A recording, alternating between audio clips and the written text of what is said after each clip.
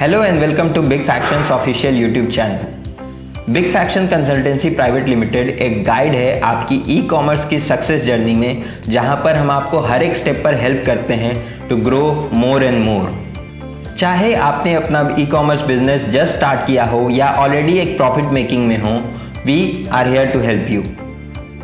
जब कभी भी कोई एक नया सेलर अपने बिजनेस को स्टार्ट करता है तो वो चाहता है कि उसकी रिकॉग्निशन उसके ब्रांड से हो, उसकी ब्रांड बहुत ही पॉपुलैरिटी पाए और लोग उसे उसके ब्रांड के थ्रू जाने। अपने ब्रांड को लेकर वो इनिशियल डेज में जनरली अमेज़ॉन, मीशो, फ्लिपकार्ट जैसे मल्टी वेंडर प्लेटफॉर्म्स पर जाते हैं ताकि लोग उनके प्रोडक्ट्स को देख सकें, और ये सही मूव भी है। बट इनिशियल डेज में अमेज़ॉन, फ्लिपकार्ट जैसे प्लेटफॉर्म्स के पैनल को समझने और अपने प्रोडक्ट्स को सही तरीके से दिखाने में ही उन्हें काफ़ी महीने लग जाते हैं। इनफैक्ट कई केसेस में हमने देखा है कि सेलर्स को पहली सेल आने तक में 6 महीने से ऊपर भी लग जाते हैं। आज हम इस टॉपिक पर बात नहीं करने वाले, बट स्टिल अगर आप या आपके कोई जान पहचान वाले इस स्टेज को फेस कर रहे हैं तो प्लीज़ हमें कांटेक्ट कीजिए एंड डेफिनेटली हमारी टीम आपको हेल्प करने की कोशिश करेगी। आज हम जिस टॉपिक पर बात करने वाले हैं वो ये है कि सपोज कीजिए आपने अपने ब्रांड को अमेज़ॉन, फ्लिपकार्ट जैसे मल्टी वेंडर चैनल्स पर लॉन्च कर दिया, वहाँ से आपको अच्छी खासी सेल भी आने लगी, पर इसके आगे क्या आपकी ब्रांड जर्नी यहीं तक लिमिटेड है? क्या जब आपने ब्रांड बनाया था तो यही सोचकर बनाया था कि मैं अमेज़ॉन, फ्लिपकार्ट पर थोड़ी बहुत सेल कर लूँगा? मेरा क्वेश्चन यहाँ पर यह है कि कहीं अमेज़ॉन, फ्लिपकार्ट पर सेल करते करते आपने अपनी वेबसाइट को नज़रअंदाज तो नहीं कर दिया? कहीं ऐसा तो नहीं कि एक वेबसाइट बना तो ली है पर उस पर कभी काम नहीं करते? अगर आप इन दोनों में से किसी एक कैटेगरी में फॉल कर रहे हैं तो मैं आपको बता दूं कि इन फ्यूचर भले ही ये आपको लॉस न दे, बट एक बड़े प्रॉफिट से दूर रख रहा है। कैसे, आज हम इस वीडियो में ये सारी चीज़ें समझेंगे।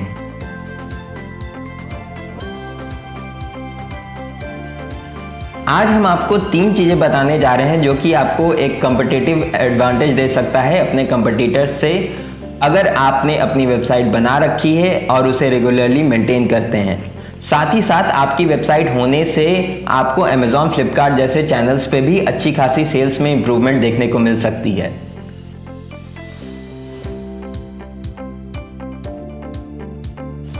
फर्स्ट पॉइंट है expanding beyond Amazon for brand validation.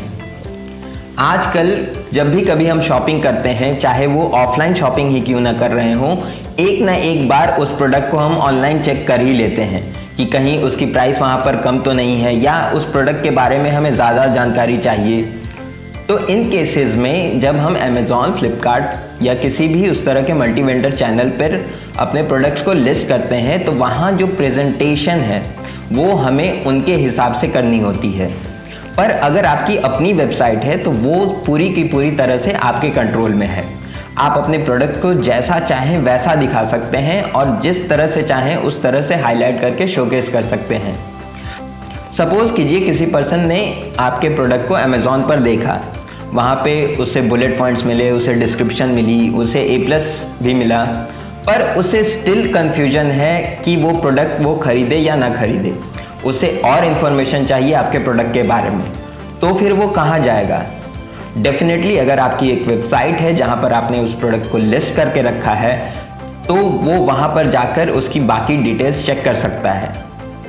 साथ ही साथ अगर आपके वेबसाइट पे कोई कॉन्टैक्ट फॉर्म है या फिर चैट की फैसिलिटी है तो जो कंज्यूमर है वो आपसे डायरेक्टली वहाँ पर चैट करके अपने क्वेरीज को क्लियर कर सकता है। ये सारी चीज़ें एक शॉपर के मन में कॉन्फिडेंस पैदा करती हैं आपके ब्रांड को लेकर।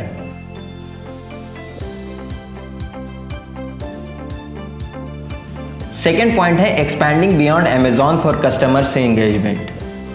आपकी वेबसाइट आपके कस्टमर और आपके ब्रांड के बीच का एक ब्रिज होती है।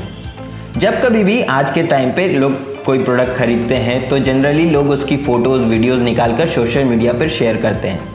अगर आपकी अपनी एक वेबसाइट है तो उन सारे चीज़ों को आप अपने वेबसाइट पर भी शोकेस कर सकते हैं।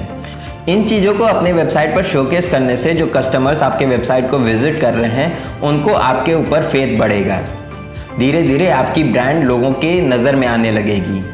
साथ ही साथ जैसे जैसे आपकी ब्रांड पॉपुलर होते जाती है वैसे वैसे आपको कस्टमर इंगेजमेंट बढ़ाना बहुत ज़रूरी हो जाता है, क्योंकि जैसे जैसे आपकी ब्रांड बड़ी होने लगती है वैसे वैसे आप चाहेंगे कि कस्टमर्स के फीडबैक आप तक डायरेक्टली पहुंच सकें, ताकि आप उस तरह के इम्प्रूवमेंट्स कर सकें अपने प्रोडक्ट में, ताकि आप लंबे समय तक टॉप ऑफ द चार्ट बने रहें। जनरली अगर आपने भी कभी किसी ब्रांड के वेबसाइट को विजिट किया होगा तो यूजुअली वहाँ पर एक पॉपअप हमें मिलता है जो कि हमें फीड करने के लिए कहा जाता है ताकि हम उनको सब्सक्राइब कर सकें। ये सब्सक्रिप्शन आपको लगता है कि केवल ईमेल मार्केटिंग के लिए यूज़ की जाती है, पर ऐसा नहीं है। जैसे ही आप एक फॉर्म को भरते हैं या फिर आपका कस्टमर जो है एक फॉर्म को भरता है, आपको उससे रिलेटेड बहुत सारी इन्फॉर्मेशन साथ में मिल जाती है। इस इंफॉर्मेशन को आप यूज़ कर सकते हैं कस्टमर को इंट्रीग करने के लिए।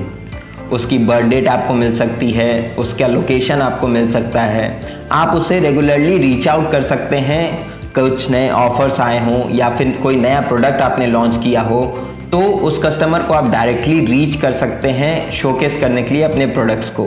ये सारी चीज़ें आप अमेज़ॉन फ्लिपकार्ट जैसे प्लेटफॉर्म्स पर नहीं कर सकते। अगर अमेज़ॉन फ्लिपकार्ट पर आप ऑलरेडी सेल कर रहे हैं और कुछ नया प्रोडक्ट आपने लॉन्च कर दिया तो उस कस्टमर को कभी पता नहीं चलेगा कि इस ब्रांड ने एक नया प्रोडक्ट भी लॉन्च किया है।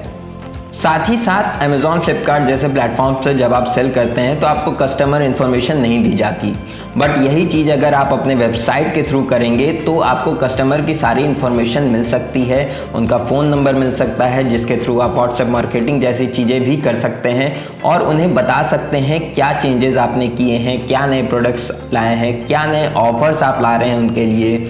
बहुत सारी कंपनीज ऐसा भी करती हैं कि जो बर्थ डेट इन्फॉर्मेशन मिलता है उन्हें कस्टमर से, स्पेशली उनके लिए उनके बर्थडे के टाइम पर कुछ ऑफ़र क्रिएट कर देती हैं, कुछ कूपन्स क्रिएट कर देते हैं। तो ये कस्टमर के साथ एक रिलेशनशिप बिल्ड करने में बहुत हेल्प करता है और यही रिलेशनशिप आगे जाकर आपको एक लॉयल कस्टमर बेस देता है।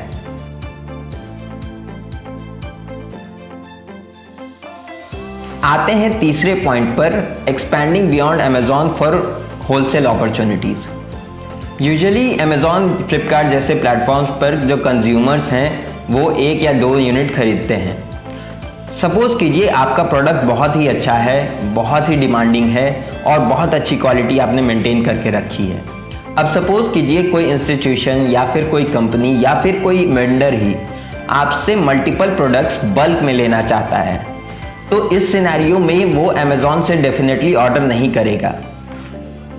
अगर आपकी वेबसाइट नहीं है तो उसके पास ऑप्शन ही क्या बच जाता है आपको कांटेक्ट करने के लिए। अगर उसे बल्क डीलिंग करनी है तो फिर अगर आपकी वेबसाइट नहीं है तो वो आपको रीच आउट ही नहीं कर पाएगा। इसलिए अगर आपकी वेबसाइट नहीं है तो इस अपॉर्चुनिटी से इन फ्यूचर आप पूरी तरीके से वंचित रह जाएंगे।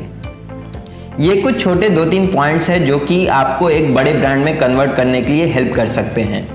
आई होप आप समझ रहे होंगे कि कभी भी ब्रांड मेकिंग में एक वेबसाइट होना कितना इंपॉर्टेंट हो जाता है।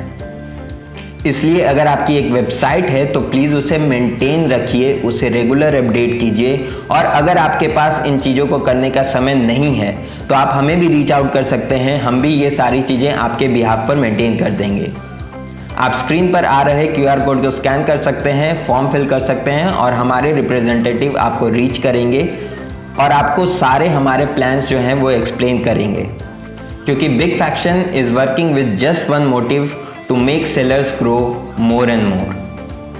अगर आपकी कोई भी क्वेरीज है तो आप कमेंट कर सकते हैं। साथ ही साथ प्लीज़ शेयर कीजिए इस वीडियो को, सब्सक्राइब कीजिए ऐसे ही कंटेंट पाने के लिए। मिलते हैं आपसे अगले वीडियो में।